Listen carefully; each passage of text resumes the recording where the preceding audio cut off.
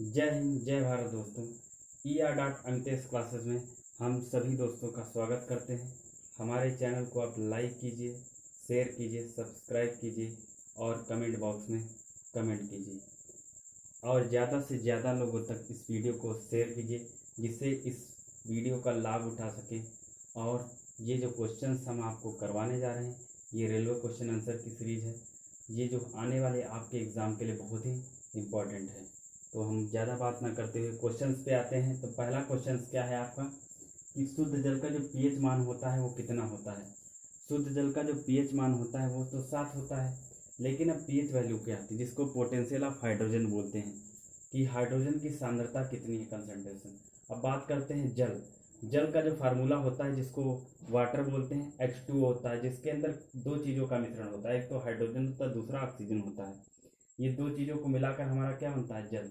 ये तो क्या होता है, शुद्ध जल होता है, प्योर वाटर। क्योंकि वाटर आपका क्या है, सबस्टांस है, पदार्थ है, ठीक है, जो आपके क्या है, फ्री ऑफ कास्ट। इस अर्थ के ऊपर 70% वाटर अवेलेबल है, ठीक है।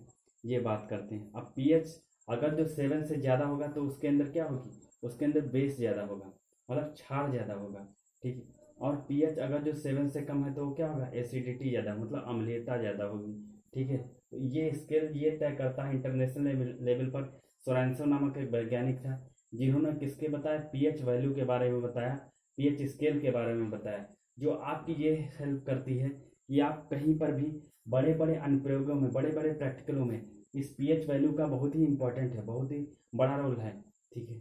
जैसे पोटेंशियल ऑफ हाइड्रोजन, इससे कंसंट्रेशन, जैसे हम चाहे हम बात करें HCl की बात कर लें, H2SO4 की बात कर लें, तो ये सब क्या है, ये आपके एसिड हैं, ठीक है। तो इनकी पीएच वैल्यू ज़्यादा होती है। अगर हम क्या सोडियम हाइड्रोक्साइड की बात कर लें जिसका फार्मूला NH होता है, तो उसका क्या होता है, बेस, जिसका उपयोग साबुन बनाने में हमारा किया जाता है, ठीक है।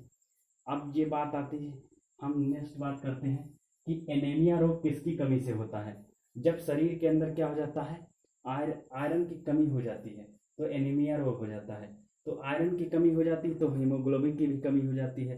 तो इससे ब्लड क्या हो जाता है, शरीर के अंदर कम हो जाता है। शरीर के अंदर खून की क्या होती है, कमी आ जाती है, जिसकी वजह से क्या होता है, व्यक्ति को थकान महसूस होती, चक्कर आते हैं, ठीक है। तो ये सब इसके प्रमुख से लक्षण होते हैं, ठीक है। और क्या होता है, मानसिक तनाव सा बना रहता है, ठीक, किसके अंदर, एनीमिया रोग के अंदर, ठीक है। तो एनीमिया रोग के ये नॉर्मली लक्षण होते हैं। तो एनीमिया रोग, अब बात करते हैं आयरन।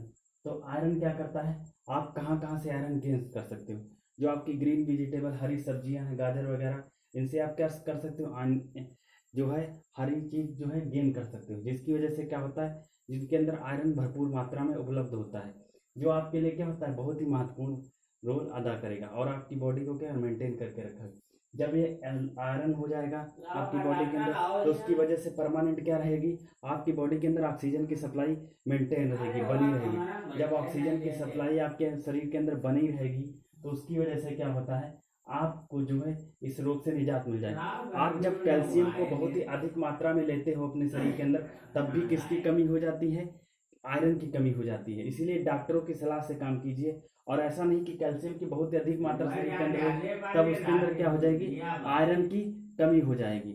ये क्वेश्चन हो गया। नेक्स्ट क्वेश्चन क्या पूछा, मधुमेह रोग किसकी कमी से होता है, ये इंसुलिन की कमी से होता है, ठीक है। अब क्या होता है, हमारे शरीर के अंदर जो अग्नाशय या पेनक्रियाज, तो पेनक्रियाज वो क्या करता है, वो इंसुलिन हार्मोन्स को स्रावित करता है। अल्फा सेल और बीटा सेल होती हैं। दो टाइप की डायबिटीज आपके शरीर के अंदर होती है, जिसके अंदर क्या होता है, जैसे ब्लड के अंदर ग्लूकोज की मात्रा क्या होती है, ज़्यादा हो जाती है, मतलब शर्करा की परसेंटेज बढ़ जाती है। अब ये पूछोगे ग्लूकोज का फार्मूला क्या होता है, C6H12O6, ठीक है। इसका हेल्प वहाँ पर भी होता है जब पेड़ पौधे क्या करते हैं, प्रकाश संश्लेषण की क्रिया करते हैं, तो वहाँ पर भी ग्लूकोज अपनी महत्वपूर्ण रोल अदा करता है। लेकिन जब इसकी मात्रा ज़्यादा हो जाएगी तो उसकी वजह से क्या होती है, व्यक्ति को जो हो जाता है वो क्या, भूख ज़्यादा लगने लगती है, प्यास ज़्यादा लगने लगती है, ठीक। और क्या हो जाता है, जो हमारे यूरिन के अंदर है उसकी किसकी मात्रा, शर्करा की मात्रा ज़्यादा हो जाती है। तो ये होता है हमारा किसके बारे में, मधुमेह, डायबिटीज़ के बारे में। अब होता है पानी के अंदर ध्वनि सुनने के लिए किस यंत्र का उपयोग करते हैं, तो हाइड्रोफोन का उपयोग करते हैं। तो ये क्या, पानी के अंदर भी आपको जब कोई व्यक्ति बोलेगा तो उसकी वजह से, हाइड्रोफोन की वजह से आपको सुनाई देगा। इसका यूज जो है ज़्यादातर समुद्रों में किया जाता है। जैसे आपका क्या करते हैं समुद्री क्षेत्र में जो जहाज वगैरह और ये क्या बोलते हैं पनडुब्बियों वगैरह में इसका बहुत ही ज़्यादा उपयोग होता है, क्योंकि यहाँ पे क्या होता है एक्चुअली बात ये होती ना कि वहाँ पे ऐसी साउंड वेव जनरेट होती जिसकी वजह से वो क्या वाटर में इजी से ट्रेवल कर सकती है, क्योंकि वाटर के अंदर क्या होती है पार्टिकल बहुत ही क्लोज होते हैं, तो इसकी वजह से साउंड उतनी दूरी तक नहीं जा सकता है। ठीक है, तो इसीलिए उसका किसका यूज करते हैं हाइड्रोफोन का यूज करते हैं, जिसकी वजह से वहाँ पे तरंगे आसानी से प्रवाहित हो सकती हैं इसके अंदर। अब बात नेक्स्ट क्वेश्चन की आती है, गुरुत्वीय त्वरण जी का मान इस अर्थ की सरफेस पर इस पृथ्वी पर कितना है 9.8 मीटर पर सेकेंड स्क्वायर, जिसको हम क्या बोलते हैं न्यूटन ने जब एक नियम बताया तो F बराबर कितना होता है ma होता है ना, जिसको G बराबर क्या होता है ग्रेविटेशनल जी, तो G बराबर क्या होता है F/m, इसको फोर्स बोलते हैं, इसकी मात्रक न्यूटन होता है, इसका क्या होता है kg होता है न्यूटन पर kg, जिस हिसाब से हम ग्रेविटेशनल जी की बात कर रहे हैं। लेकिन यहाँ पर बात इस वजह से नहीं, बात आती एक्सीलरेशन होता है। तो एक्सीलरेशन होता क्या है rate of change of velocity with respect to the time, जहाँ पे त्वरण क्या होता है वेग के साथ बदलता रहता है, उसी को हम क्या एक्सीलरेशन बोलते हैं। यहाँ पर जी का मान अर्थ की सरफेस पर और रहता है, अगर आप चंद्रमा पर जाओगे तो वहाँ पर जी की वैल्यू कुछ और रहेगी। ठीक है, क्योंकि यहाँ पृथ्वी की उपेक्षा वहाँ पर क्या हो जाती है 6/6 हो जाती है। यहाँ पर अगर जो 60 kg का कोई व्यक्ति है वहाँ पे जाएगा तो कितना हो जाएगा 10 kg। लेकिन ये किसका उसके भार में तो कमी आएगी, लेकिन उसके द्रव्यमान में कोई भी परिवर्तन नहीं आता है। ठीक है, द्रव्यमान उसका क्या रहता है अपरिवर्तित रहता है, बस उसका वेट में क्या हो जाता है चेंज आ जाता है। तो क्या होता है ग्रेविटी की वजह से होता है, ग्रेविटेशनल की वजह। नेक्स्ट क्वेश्चन है, गाजर किस विटामिन का स्रोत है। गाजर जो विटामिन है वो विटामिन ए का स्रोत है। ठीक है, इसके अंदर कैरोटीन की मात्रा बहुत ज्यादा होती है। अब इसकी वजह से क्या होता है विटामिन ए की कमी से कौन सा रोग होता है रतौंधी रोग हो जाता है।